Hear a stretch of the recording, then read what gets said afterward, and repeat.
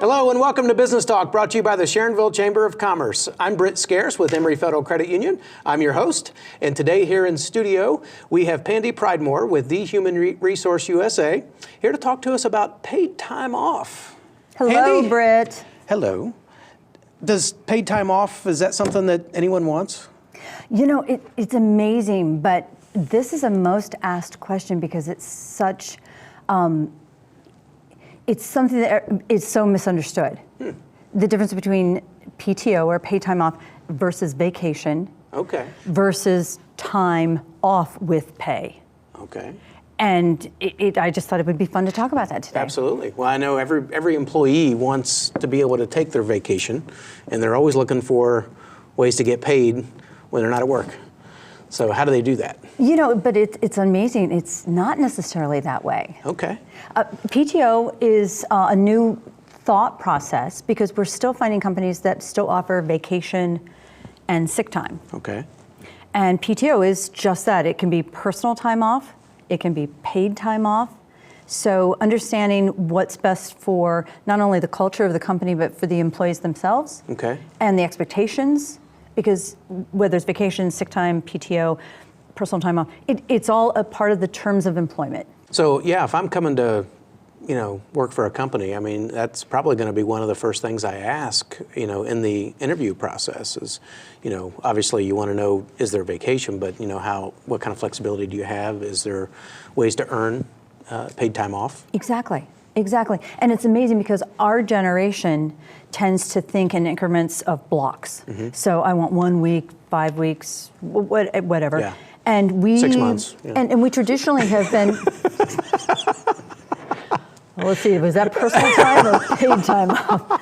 What country are we in? There's another question.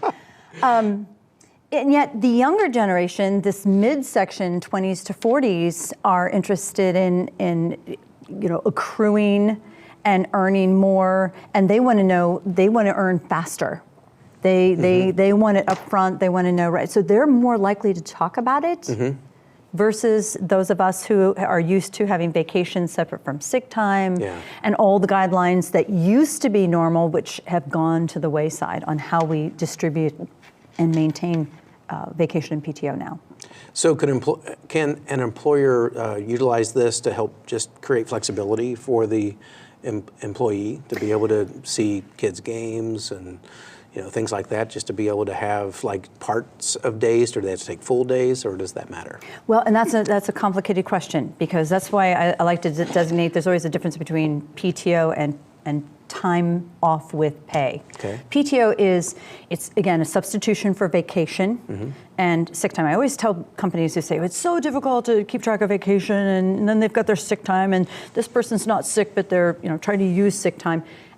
I absolutely encourage companies to erase those two terms and blend everything into PTO, paid time off, and stop babysitting. What do you care whether they're sick or their child's sick or whether they're going off for a doctor's appointment? If you've given them the time, right. And remember, many states look at this and say, this is all a part of compensation. This is not necessarily just a benefit, but this is a benefit as a part of compensation. So let them earn it on an accrual basis and let them use it based on that. If you want to let them borrow a little bit, that's fine too. But and in increments, if you've got these payroll systems, they can take down to a quarter hour. I think that's a little silly, but do a 2-hour increment, 4-hour increment. Absolutely let them take PTO in that fashion. You're not babysitting. They're still feeling happy about having the flexibility of going. But what they fail to remember sometimes is that employers have the ability to take an exempt worker, an individual who's outside of overtime, and we're not counting hours on them because of the Department of Labor's structure and definition of that.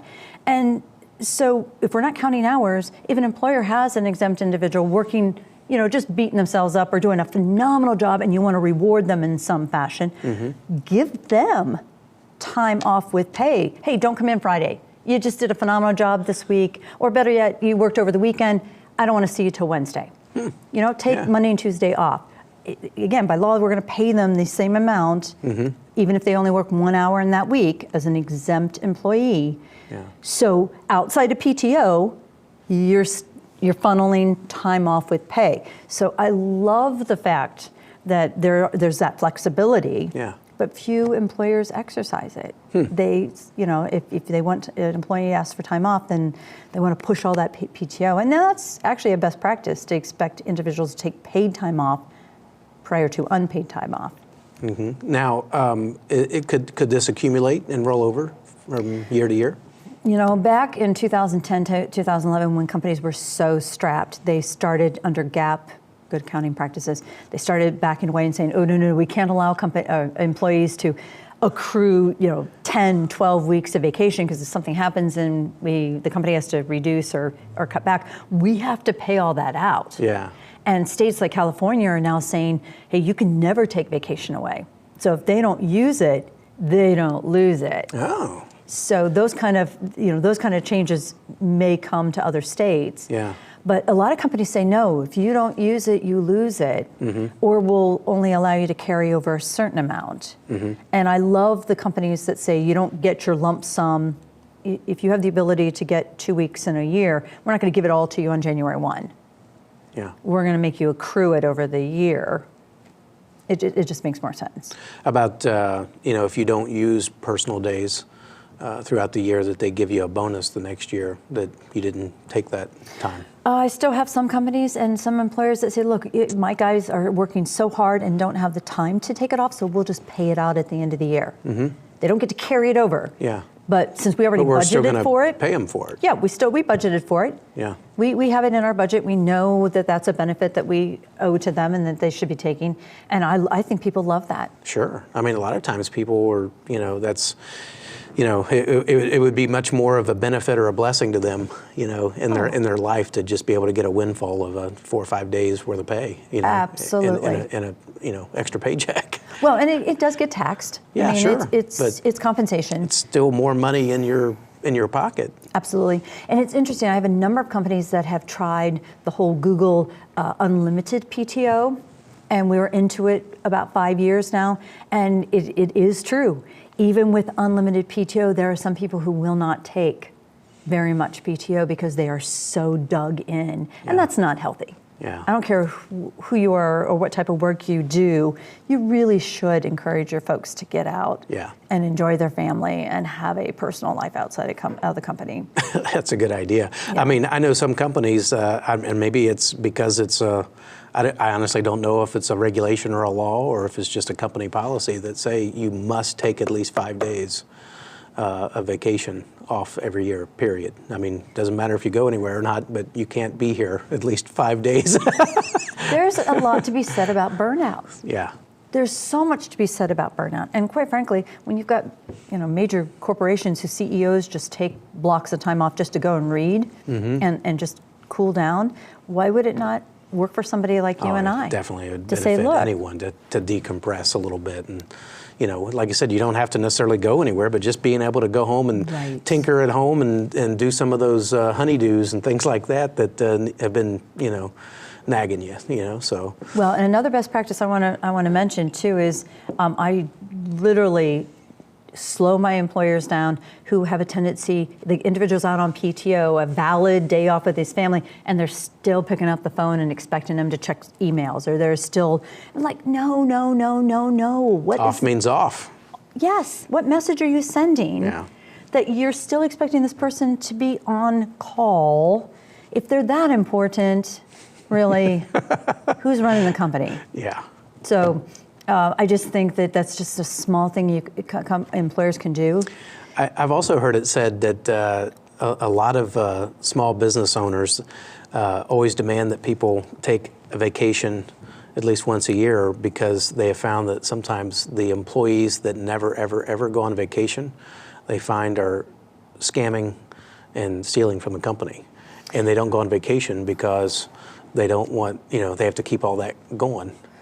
Well, Britt, I don't have the statistics to back that, but I think we might have talked about that with Carl. I think maybe an HR consultant. Yeah, well, an attorney. I remember, I think we talked about that with Carl one time on the show, that, you know, that happened, that they found out that this, you know, all this embezzling was going on because this person never took a vacation, and they, you know, they handled all of the invoicing and the accountants and all that. That would certainly make them vulnerable. Yeah. If someone can get into their records or get into that drawer that they always keep locked. But I don't know that that's widespread.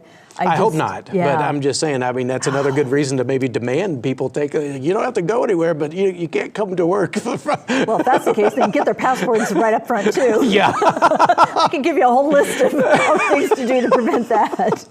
But PTO is wonderful. It's a negotiable term. You do not have to treat everybody the same when you're distributing PTO, which is a myth. Okay. So that's what's really interesting is when you're extending an offer, I always ask candidates, well, what kind of PTO are you expecting? What have you had in the past? How much did you actually use? I mean, that helps you understand a little bit. Are you allowed to ask that? Oh, absolutely. Okay. Because I know you're not allowed to ask salary. Yeah, you want to stay away from that one. Yeah.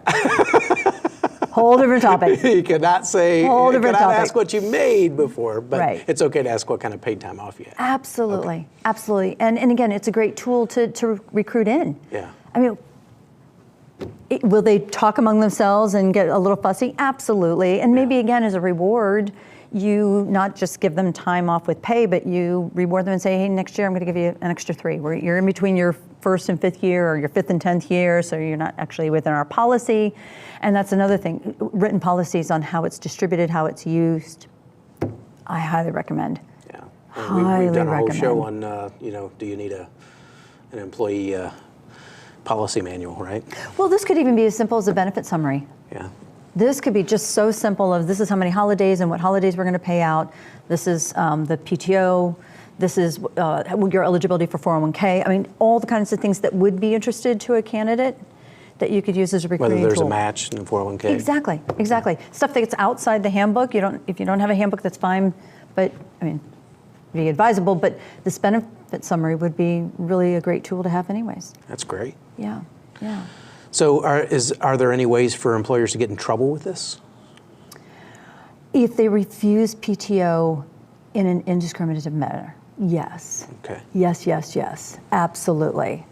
Can you refuse PTO based on the needs of the business or based on tenure or first come, first serve? Absolutely, but you got to have those rules in writing so that everybody knows. And if there's a deadline, if there's any blackout periods, you know, make sure that's all in writing. But you don't want to take one person and just keep saying, no, you're too valuable, I need you to, I need you to, nope, we can't do without you, and then let the whole crew over here take off and, yeah. Yeah, you don't want to do that because chances are that person's got to be either 40 or, you know, there's going to be some other way of claiming a discrimination, and it's just going to build a huge case. Yeah. So just if you're going to distribute it fairly. Man, great information. Great information. Been talking with Pandy Pridemore with the Human Resource USA. You've been watching Business Talk. I'm Britt Scearce with Emery Federal Credit Union. And till next time, we'll see you right here.